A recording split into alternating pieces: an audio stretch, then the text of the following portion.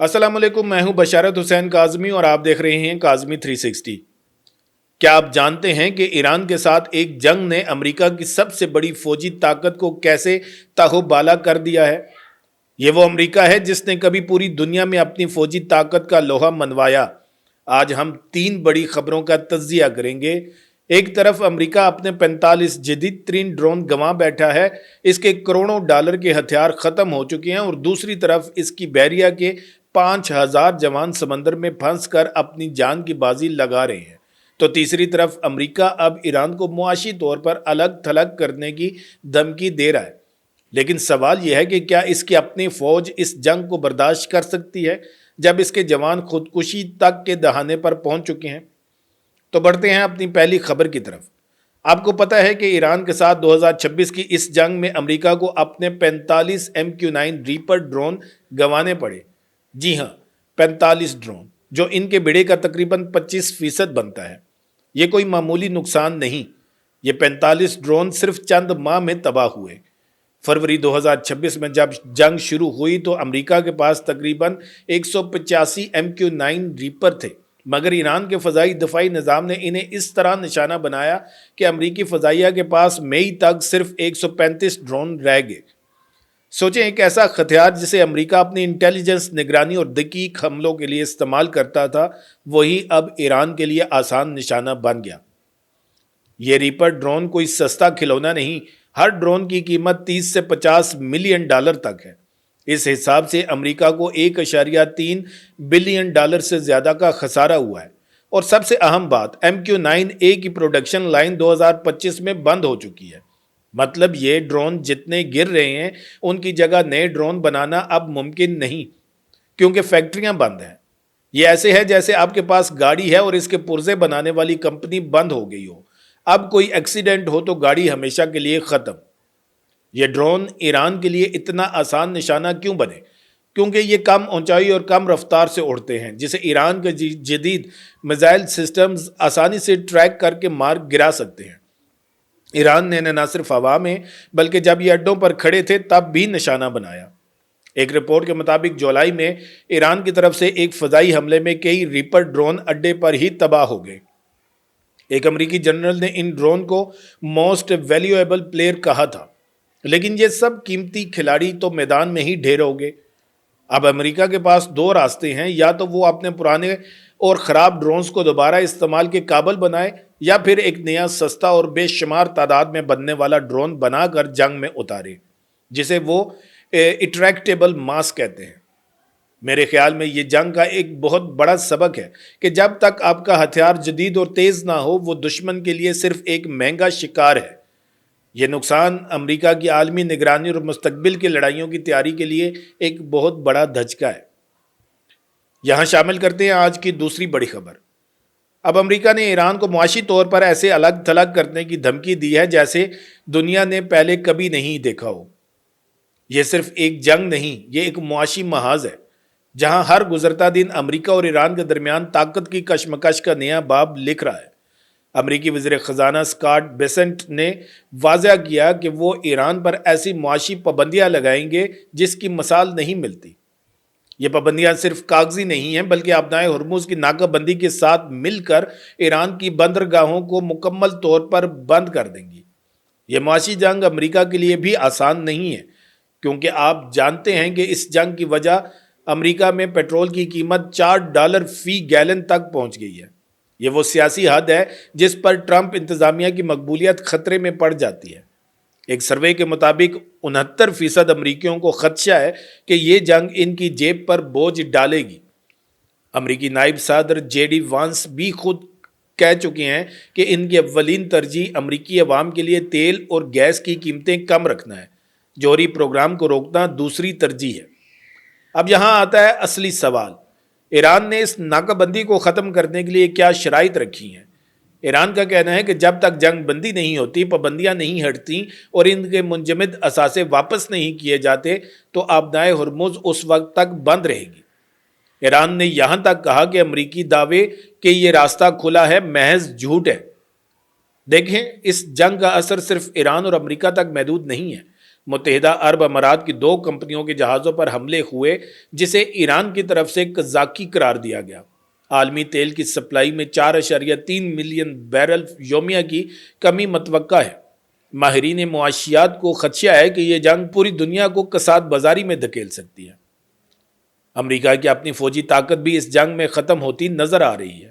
45 MQ-9 rapper drone تباہ ہو چکے ہیں جو ان کے بیڑے کا 1/4 حصہ ہے۔ پہلے مہینے میں ہی 850 ٹاماہاک میزائل اور 1000 سے زائد پیٹریاٹ اور تھاڈ دفاعی میزائل استعمال کر لیے گئے۔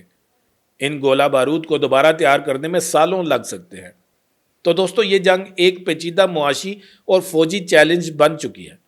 کیا امریکہ اپنی معاشی دھمکیوں سے ایران کو جھکا پائے گا یا پھر ایران کی سختی امریکہ کو مزید مشکلات میں ڈالے گی؟ آپ کی کیا رائے ہے؟ تو اب بڑھتے ہیں اپنی سب سے اہم خبر کی جانب۔ یہ خبر ہے ان 5000 امریکی سیلرز کی جو دنیا کی سب سے بڑی جنگی machine USS Abraham Lincoln air carrier پر تعینات ہیں۔ ماہرین کے مطابق یہ سیلرز 207 دنوں سے سمندر کی تاریک گہرائیوں میں قید ہیں۔ جی ہاں، 207 دن یعنی 7 ماہ سے زیادہ۔ یہ جوان خشکی کے ایک ٹکڑے کو بھی چھوئے بغیر ایک تیرتے ہوئے سٹیل کے جیل خانے میں ڈھل رہے ہیں۔ امریکی بحریہ کے اصولوں کے مطابق عام طور پر ہر 30 سے 45 دن بعد ایک ایئر کیریئر کو بندرگاہ پر لنگر انداز ہونا چاہیے تاکہ عملے کو آرام مل سکے اور جہاز کی مرمت ہو سکے۔ لیکن ابراہم لنکن کا کسی بندرگاہ پر جانا ممکن نہیں، اور اس کی وجہ کوئی اور نہیں بلکہ ایران ہے۔ ایران کے شہاب 3 اور سیجل جیسے بیلسٹک میزائل اور ڈرونز نے خلیج فارس اور بحیرہ عرب کے ارد گرد کے تمام بڑے امریکی اڈوں اور بندرگاہوں کو نشانہ بنایا ہوا ہے۔ اگر کروڑوں ڈالر کی یہ جنگی مشین کسی بندرگاہ پر رکی تو وہ ایران کے لیے ایک آسان نشانہ بن جائے گی۔ امریکی کمانڈروں نے فیصلہ کیا کہ بہتر یہی ہے کہ یہ جہاز سمندر میں ہی رہے، چاہے اس پر سوار جوانوں کی جان ہی کیوں نہ نکل جائے۔ اب ذرا تصور کریں، 5000 جوان جنہیں ہر روز 12 سے 14 گھنٹے کام کرنا پڑتا ہے۔ اس کام میں طیاروں کو اڑانا، میزائل لادنا اور دشمن کی ممکنہ ہر چھوٹی بڑی حرکت پر نظر رکھنا شامل ہے۔ ایک امریکی میڈیا کے مطابق ان جہازوں پر کھانے کی کمی ہو گئی ہے۔ کچھ جوانوں کو ایک وقت میں صرف آدھی پیالی چاول اور 2 روٹیاں مل رہی ہیں۔ یہ اتنی کم غذا ہے کہ ایک عام انسان کا بھی مشکل سے گزارا ہو، اور یہاں تو یہ جوان ڈیوٹی پر ہیں۔ ان کی وردیاں بدبودار ہو رہی ہیں کیونکہ واشنگ مشینیں ہفتوں سے بند پڑی ہیں، غسل خانوں میں گرم پانی کی فراہمی بند ہے اور ٹوائلٹس بند ہو رہے ہیں، جس کی وجہ سے جوانوں کو بیت الخلاء کے لیے جہاز کے ایک کونے سے دوسرے کونے تک جانا پڑتا ہے۔ جہاز کے سٹورز پر ٹوتھ پیسٹ اور صابن جیسی بنیادی اشیاء تک ختم ہو چکی ہیں، اور اگر کوئی جوان انہیں خریدنا چاہتا ہے تو اسے 1 سے 2 گھنٹے قطار میں کھڑا رہنا پڑتا ہے اور اکثر اسے خالی ہاتھ لوٹنا پڑتا ہے۔ ایک امریکی نیوز ویب سائٹ کے مطابق ایک والدہ نے بتایا کہ اس کے بیٹے نے اسے خط لکھا کہ وہ ہر دن اپنی جان کے خوف میں گزار رہے ہیں۔ ان کی ذہنی اور جسمانی صحت انتہائی خطرناک حد تک پہنچ چکی ہے اور انہیں فوری مدد کی ضرورت ہے۔ کچھ جوان تو اتنے مایوس ہیں کہ انہوں نے خودکشی کے بارے میں بھی سوچا۔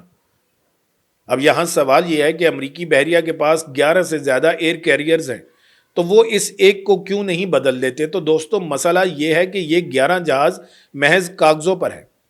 ایک طرف تو امریکہ کی نیو پورٹ نیوز شپ یارڈ میں پرانے جہازوں کی مرمت میں 6 سال لگ رہے ہیں، تو دوسری طرف نئے فورڈ کلاس جہازوں میں الیکٹرانک نظام اور کچرے کے نظام میں مسلسل خرابیاں آ رہی ہیں۔ اس کے علاوہ امریکہ کو ایک ہی وقت میں بحیرہ عرب، بحر الکاہل، بحیرہ روم اور بحیرہ کیریبین میں اپنی موجودگی برقرار رکھنی ہے، اس لیے ایک اور جہاز بھیجنا ممکن نہیں۔ یہی وجہ ہے کہ ابراہم لنکن اپنی قسمت کے بھروسے پر چھوڑ دیا گیا۔